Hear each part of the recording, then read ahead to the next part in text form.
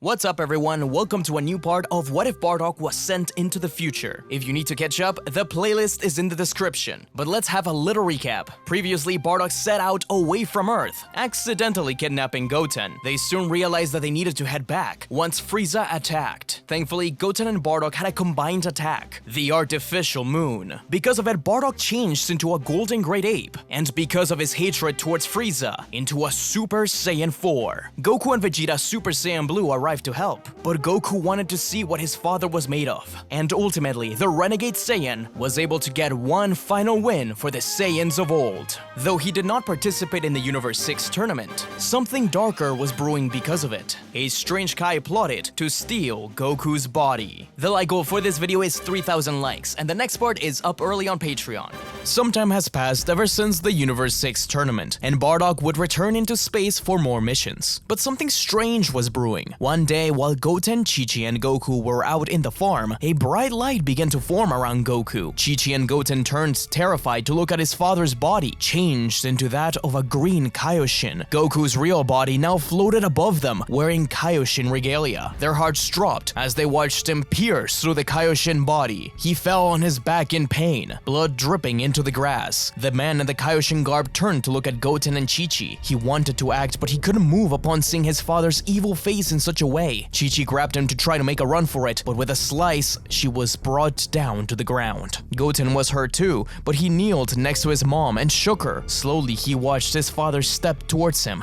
Goten's anger began to rise more and more. How could he have allowed this? He began to remember his training with his father and grandfather. Whatever was going on with his dad, he needed to bring him back. Goten burst not into Super Saiyan, but into Super Saiyan 2, a scream that shook the whole plane. Several blows knocked Goku Black back, who was just beginning to get used to Goku's body. Every punch from Goten fueled his resolve, slowly learning and understanding what made Goku great, until with a smirk, he caught Goten's punch and slammed him into the ground. Goten spun on himself while creating a gust of wind to hide him from sight, attacking from behind. Black was hit and blasted away. Goten was doing surprisingly well, thanks to his rage and training with Bardock, but one slip-up gave Black a chance to beat him. Slowly, his Saiyan body was truly becoming his own. This was a big difference from the original story, as Goten and Chi-Chi were both killed by Black. Instead, Goten stood up for himself, and this meant his power was felt by his brother. Goten was hurt, but saved in the nick of time, as Gohan looked at his mother on the ground, realizing that she was dead. His aura electrified, telling Goten to get as far away from here as possible, in order to warn Vegeta and the others. Goten's cries were drowned out, as Gohan couldn't hold himself any longer. His mother, she had seen her killer's face. His father, he could only imagine what she felt in that moment. A gigantic roar exploded, as without any other option, Goten rushed out of there. At Capsule Corp, Bulma immediately took him to the infirmary, while Vegeta went to help Gohan. He told Trunks to train and get ready. If Kakarot really was gone, then this enemy was extremely powerful. You see, this version of the Goku Black arc doesn't take place in the future. This is the reality where Goku Black stole his body from. Gohan's battle against Black was a difficult one, where they were both on the edge the entire time. As much rage as Gohan had, he just couldn't use his full power on someone who looked just like his father. They didn't know what was happening, and Gohan hoped his father was still in there somewhere. He tried to talk reason into him, but nothing worked. Black got too many chances to slice at Gohan, grabbing him by the neck. Sadly, it seemed it was nearly too late as the Saiyan Prince landed. When Vegeta arrived, he instantly burst into Super Saiyan Blue. Black cocked an eyebrow, slicing across Gohan's chest one last time before dropping him on the ground. Vegeta's jaw dropped. To see Kakarot act this way and hurt his own son, he didn't expect it, but it made his blood boil, and rushed towards Black. With a single punch, he sent him hurling into a mountain. Vegeta kneeled beside Zamasu's body. He was wearing Kakarot's clothes. Vegeta deduced that this was something similar to the Ginyu encounter. Gohan stood up, spitting out blood, and powering up only to fall to his knee again. Vegeta told him that he needed to get away, as his eyes widened to watch as Black appeared behind Gohan and stabbed zapped him through the back. Vegeta barely got a chance to catch Gohan as his eyes blanked out. Vegeta exploded in rage and began to attack Black. Through all these years, Vegeta had grown to truly care about Gohan and the rest of Goku's family, even if he would never admit it. He began to beat on Black, driving him back. It was then when the Kai realized that although he had incredible power, he couldn't master it just yet. He needed to escape, but Vegeta Blue kept on beating him to a bloody pulp. Black's plan to go to a different reality alongside his other self could wait. This humiliation could not stand. His anger wouldn't let him leave without watching the world burn. He'd return to take Vegeta down, that other mortal who paraded as a god. Just as Vegeta was about to land a decisive blow, Zamasu disappeared, Vegeta's gloves painted a dark red. Panting, he turned back to carry Gohan, Zamasu, and Chi-Chi. At Capsule Corp, Vegeta revealed his theory on why this all happened and broke the news to everyone about Gohan and Chi-Chi. Goten's scream broke windows across Capsule Corp. They needed to collect the Dragon Balls ASAP and prepare for his return. If Goten wanted to make things right, then he needed to train. Gohan and Chi-Chi's bodies would be preserved, while they let this other green Kai heal at Capsule Corp. They didn't know who he was, and it was too dangerous to give him a senzu bean, but if they wanted to find out more, they'd have to make sure he lived. Goten and Trunks began to train with Vegeta and Piccolo at Capsule Corp. The Namekian swore to take revenge for what happened with Gohan, but he feared his power wouldn't be enough. This was truly a wake-up call for them. They all needed to train.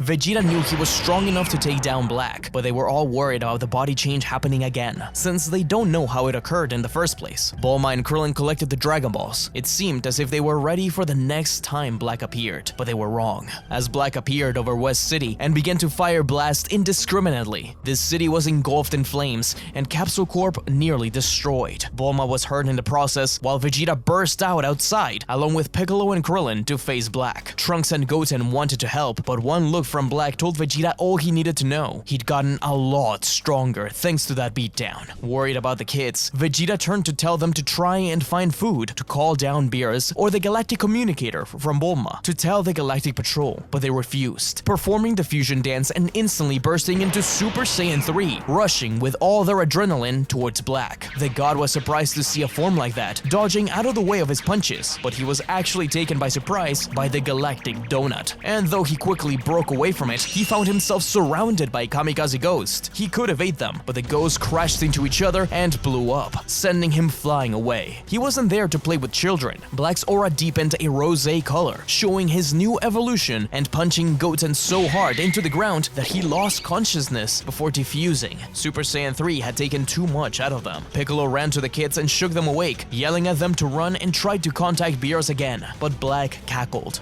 "Beerus, you don't think I took care of that pesky cat first?" Vegeta couldn't believe it. In reality, Shin and Kibito had visited Zamasu's Kaioshin realm. Once they were there, not only did he kill Gowazu, but Shin and Kibito as well. With them gone, that also took care of the two gods of destruction. He would have continued to take down the Kais, but his rage was filled by the Saiyans. Vegeta beating him on that first fight proved to be all he needed to change his course of action. He needed to kill him first. Without anything else to say, Vegeta turned to the kids and yelled at them to run. Finally, they listened, rushing out of there while getting Bulma along the way, landing at the lookout. They tried to think of what to do, but Goten was set on something. Bardock. He had no idea where he was, but they could find him. Bulma dialed Jacko, explaining the situation. Bardock wasn't on the Galactic Patrol HQ, but he could pick them up and keep them safe until he returned. They waited. Meanwhile, Zamasu's battle with the Z-Fighters was intense. Part of him wondered if he was wasting time, but seeing the way Vegeta stood up to him, it got under his skin. That so-called Super Saiyan God, it was pathetic. He would show them what a real god was. Even so, the sight of it made Black wonder if there was more for him to achieve. It seemed like Goku's Saiyan nature was affecting him too. One by one, they fell. Krillin, Tien, and many others. 18 and 17 arrived to help, but Black responded by opening portals, with various other Goku Blacks arriving to help. They were forced to retreat and attack more carefully, hit-and-run tactics. Vegeta and the others would stay on Earth and fight, though they would have to be a lot more more careful.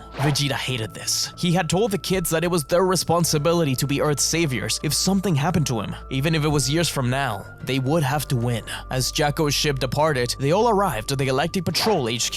There, they were welcomed by Granola and Jacko. They hadn't heard from Bardock in a while, but he was hunting down a set of criminals on planet Zune. Goten and Trunks were fueled by rage. Bulma had never seen them like this, but by concentrating their ki, they tried to feel out where he was until finally locating him. Granola was impressed and agreed to take them there. Goten sensed his grandfather's ki and rushed towards it, only to watch as he takes on a whole army of Zunjin at once. They were harboring a known criminal, as Bardock had a vision, one of the Zunjin striking him from behind, but his head pounded before he was struck by the same Zunjin. If it wasn't for those stupid visions, he would be done by now, but they were getting worse and worse by the day. It was impressive, and Goten was left in awe, until one nearly got a sneak attack in on Bardock, only to be kicked across the face by Goten. Bardock asked what they were doing here, as Goten and Trunks joined in to take them down. It was over in a flash Dokkan Battle reference, and the other heroes explained what was going on. Bardock had to take a seat upon hearing this. Seeing the kids cry for their family, Kakarot, Gohan, Chi-Chi, he said that they would need to train first if they hoped to beat him. Meanwhile, on Earth, Goku Black was only getting stronger. The Earth had become a total war zone, as at first, Goku Black would be on the losing end against the likes of 17, who took everyone by surprise with his immense power. Even so, Black would only retreat and attack, forcing the heroes to retreat and later attack too. It was a never-ending back and forth. The destruction of the lookout meant that the heroes would have to train underground, bringing as many civilians as possible to keep them safe. The Dragon Balls were also inactive, as Black had killed Dende.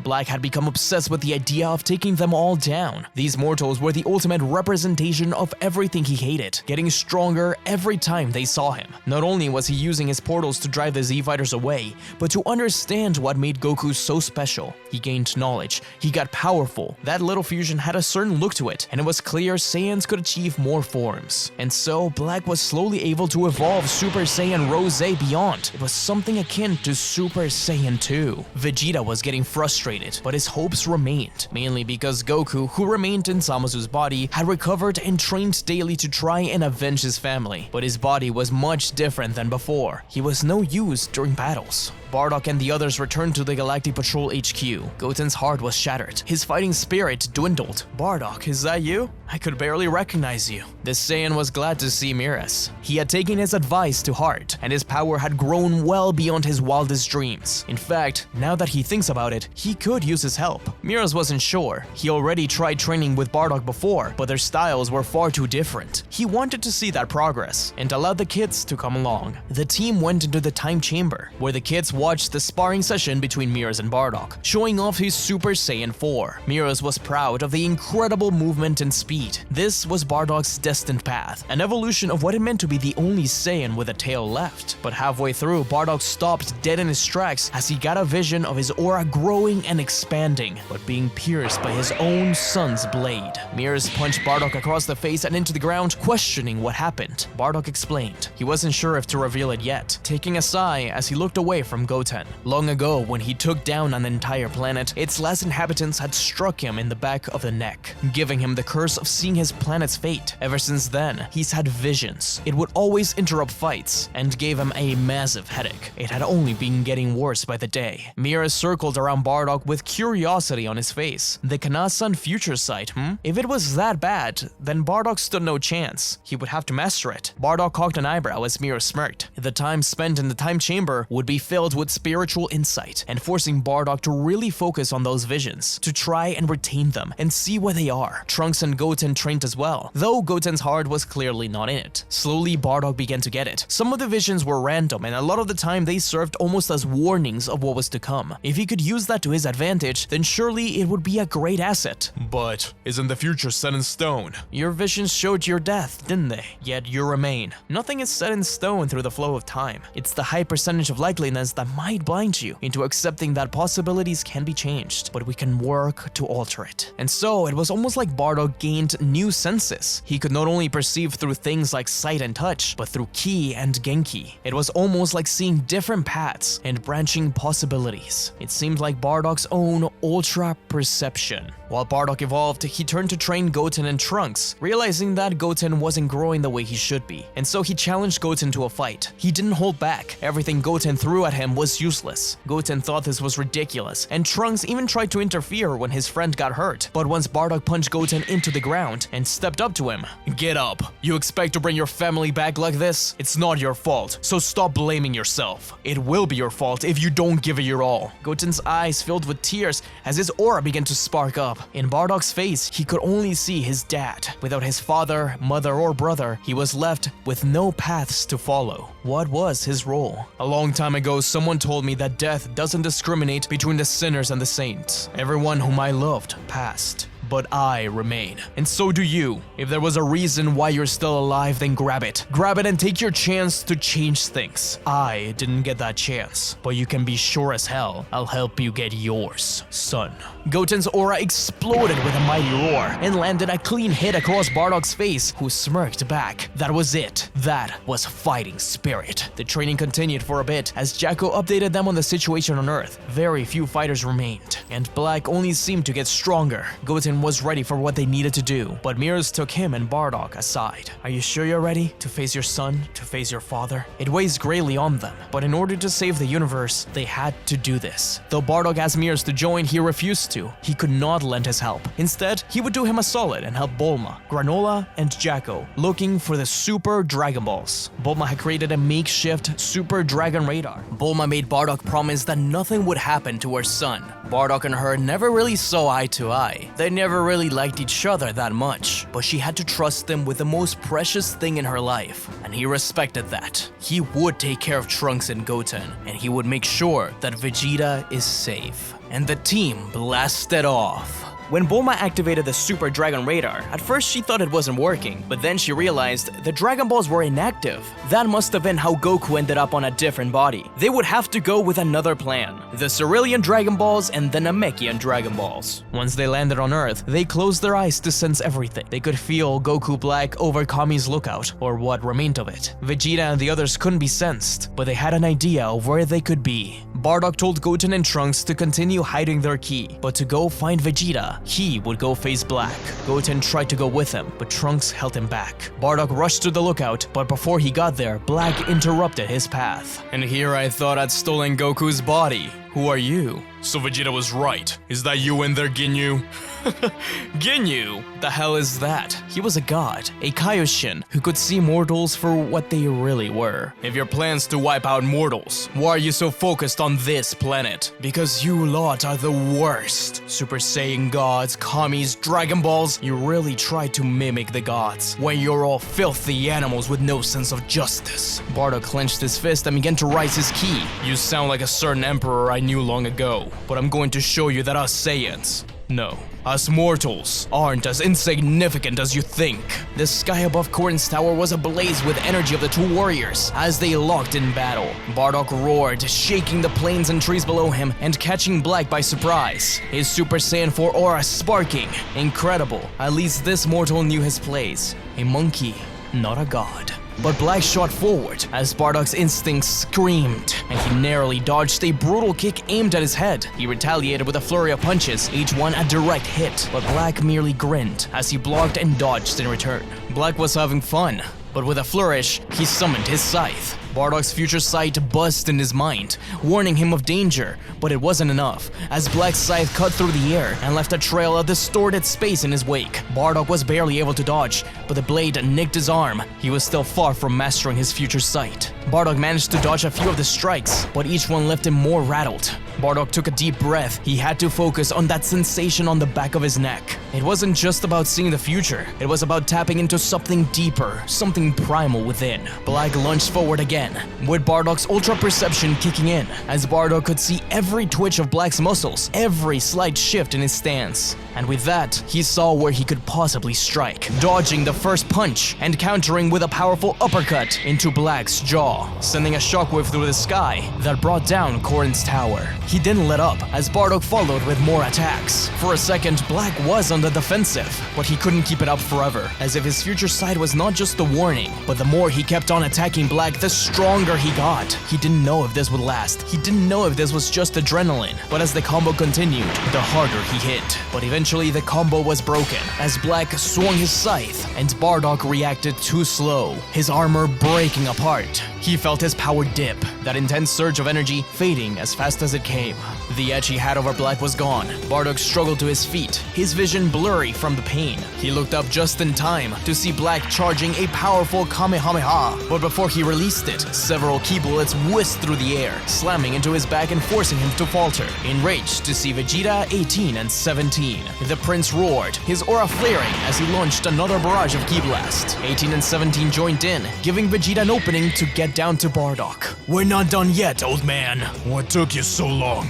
18 and 17 provided cover fire as they all shot away from the battlefield. Just in time, too, as Black had just opened portals, but he told his army to wait. The sky over Korin's tower began to calm, but the damage was done. The battle was far from over. Run, Saiyans, run. You're only prolonging the inevitable. Black smirked, his aura growing and electricity crackling around him, stronger than ever before. He could sense the final battle was close, and as he readied for it, his hair began to grow, laughing maniacally. As they landed, Bardock realized where they were, Monster Island. Smart, the ki of the monsters was enough to camouflage them as long as they kept their ki low. Bardock sat by a tree, and Vegeta gave him half a senzu bean. Goten and Trunks ran to him, glad to see that he was okay. Bardock apologized. He wanted to take the weight of having to face their friend off of their shoulders, but clearly he can't do it alone. Not only that, Vegeta revealed Black's been summoning an army of himself and evolving his power. Goten and Trunks insisted that they could do it together. Vegeta smirked. He liked hearing that. 18 wanted to avenge her husband, and 17 wanted to protect what was left of the world. Bardock stood up slowly. We can do this. I know we can, because when I fought that man, I could see through his eyes that he was not my son. He was not Kakarot. He wasn't Goku. And that means he's not number one. 18 cracked her knuckles. Even if he has an army, I've dealt with worse odds than that alongside my old team.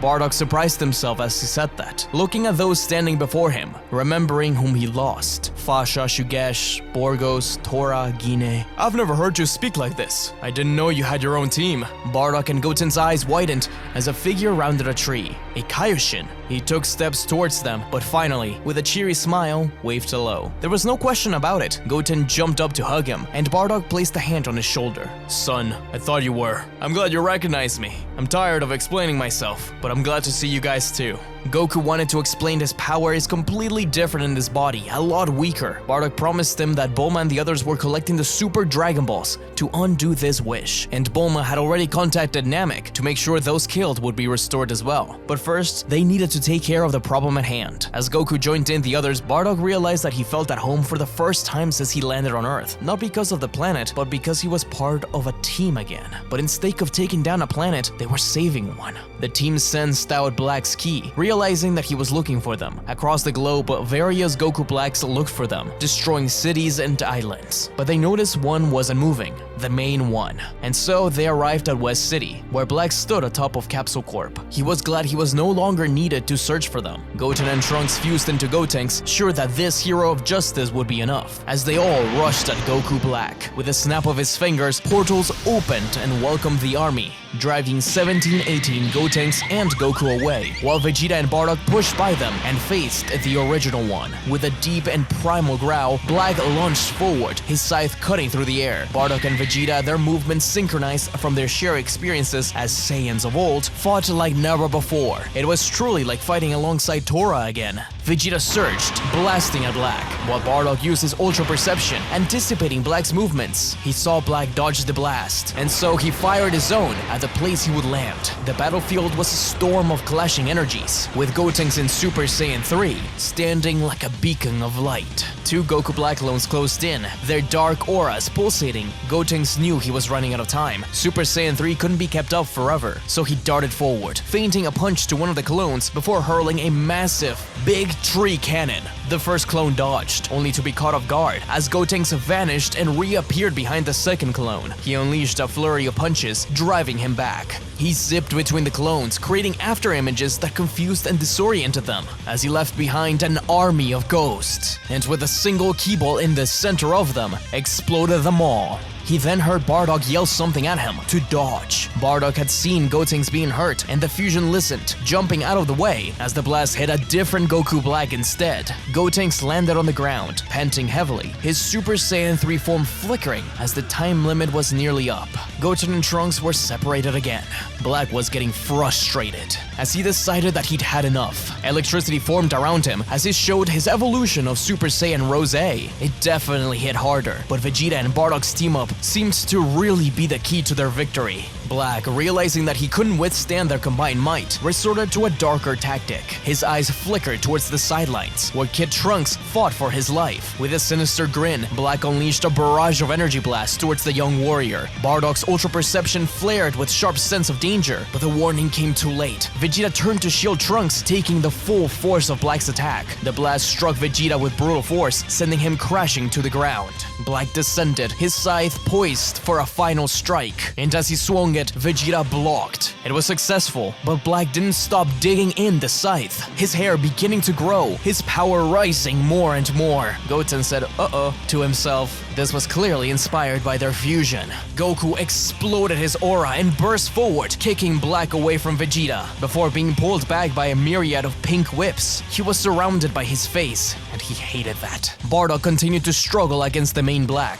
Vegeta couldn't make it up there anymore, but he cleared the path for the others. Black stopped 18 and 17, whom he saw as the biggest threats, and ignored Goten as he joined forces with Bardock. The two of them did their best, and the higher Bardock could keep up the combo, the stronger he got. It was a strange power. Vegeta and Trunks sliced through the energy whips containing Goku, freeing him, as alongside 17 and 18, they continued to drive them back and destroy more clones. But they seemed endless. They needed a clear plan, and that's when Vegeta suggested it, the Genki Dama. Goku was surprised to hear the Spirit Bomb, unsure if he could even do it in this body, but he had to try. Slowly he began to gather energy in secret, yet it was so slow. The planet was far too damaged. Surely this wouldn't be enough. Vegeta questioned what was wrong, and Goku explained. But it wasn't all hopeless. As Trunks heard this, he had an idea. With his wrist communicator in hand, he contacted the Galactic Patrol, his voice urgent. Merus answered. Merus says that he thinks they found one of the Super Dragon Balls, but they can't be 100% sure. It seems that because Zamasu used them, they've gone inactive for a year. They'll be able to use them in a few months. So Goku's going to have to stick with that body for at least a little bit. Right now, they're getting the Namekians to collect their Dragon Balls. And Granola went to Planet Cereal with Bulma in order to find his set. Maybe they can speed up the process. Trunks says that none of that matters right now, though they will probably have to wish for a new body for Goku first. Either way, right now they need the Galactic Patrol's help. Trunks explained that the world was far too damaged to collect the necessary energy, and Merus knew what to do. He sent out a message to the whole Galactic Patrol. In every planet they had presence across the universe. Hands were raised. Cereal, Zune, Yardrat, even the galactic prisoners gave some energy, though many didn't. Bardock could feel the energy gathering into Goku, despite being in that weaker body that didn't belong to him. It was like the universe itself trusted him, something he had never felt for himself. At that moment, Bardock realized that no matter how strong he got, Kakarot and even the prince would be one step ahead. This was their world, their universe. He was just glad to be a part of it. It was his duty to help his son regain his body. Slowly, the energy was gathered. Black didn't notice at first, as Goku tried to be discreet about it. Bardock was trying to protect Goten while also letting him use his fighting spirit to his full advantage. Black rushed in, trying to slice through Goten, but Bardock appeared before him, blocking it with his chest and taking the chance to grab Black by the head, slamming him into the ground and throwing him back up to the sky. As Goten fired a small key ball past Black, Bardock was hot in pursuit, but before Black could react, Goten exploded the artificial moon. This blinded and hurt Black, while only invigorating Bardock with the blood waves. An extremely powerful punch and blast landed on Black's chest. He was finally on the ropes, but he was tired of running. This ends here. Black cupped his hands together. A bright purple Kamehameha was charged. It was enough to destroy the world. Everyone turned to Goku. The Spirit Bomb was ready. With a yell, Goku unleashed it with all his might, only for nothing to happen. Everyone's heart sank. The energy was there, but it was like this new new body couldn't react properly. Now that he thought about it, King Kai also couldn't use the Spirit Bomb. Black laughed as he fired the Kamehameha, but before it reached them, 18 and 17 appeared before it with unrivaled speed, opening their android barrier to tank the attack. Black was relentless, and slowly their barriers began to dwindle out. Vegeta appeared behind Black and punched his spine, forcing him to let go of the blast. As the tired androids fell from the sky and were caught by the kids, Black spun and grabbed Vegeta by the neck, saying that he would save him for last. Goku wanted to help Vegeta, but he had an idea. He grabs Goten and told him that the energy collected can't go to waste. They need to unleash it, but if he can't do it, Goten will have to. The kid wasn't sure. This was a huge responsibility, but Goku believed in him, as did Trunks, the androids, and Bardock. The Elder Saiyan placed a hand on his shoulder. Goku grabbed Goten's wrist. As all of the energy was poured into the hand, the orb began to form over it, expanding more and more. But they needed Vegeta out of there. Trunks burst towards his father, firing a blast at Black. The god slapped it away, but let go of Vegeta. Goten was looking for an opening. Vegeta pushed Trunks away from them. As the prince refused to let go of Black, he would keep him in place. It was a brutal fight, where they blasted each other in point-blank range, causing a huge explosion in the middle. Goten pulled his arm back, ready to unleash it, when suddenly Bardock grabbed his arm and sternly told him to wait. Everyone was confused, but they got their answer when Black teleported in front of Vegeta again. With the Saiyan struggling against him, Vegeta wouldn't let him escape, but that was Black's plan. "I told you, I'm saving you for last." Goten's heart sank as Vegeta and Black teleported away. Trunks screamed out for his father. Bardock had seen it. He had gotten a vision of Black teleporting away. If they had fired it, they would have missed. But Trunks and the others were mad at Bardock. Because of that, Black had taken Vegeta, but Goten defended him. Didn't they hear what he said? Wherever Vegeta was, he was still alive. Trunks closed his eyes. His friend was right. Bardock knew they only had a little bit of time, so he closed his eyes and focused, telling them all to wait. He knows he can do it, and Goten trusted his grandfather. Bardock could see visions, but it was very difficult. He needed to truly see it and understand it. Vegeta and Black crash-landed on a different planet, with Black saying he would be back for him, as he placed 2 fingers on his forehead. But Vegeta's rage was boiling. He had promised himself he'd go beyond Kakarot. It didn't matter if it was this doppelganger. Vegeta reached Black just as he teleported back to Earth, with a brawl breaking out as they teleported. They appeared back on Earth as the Z-Fighters watched them disappear and reappear all around the battlefield, each getting punches in.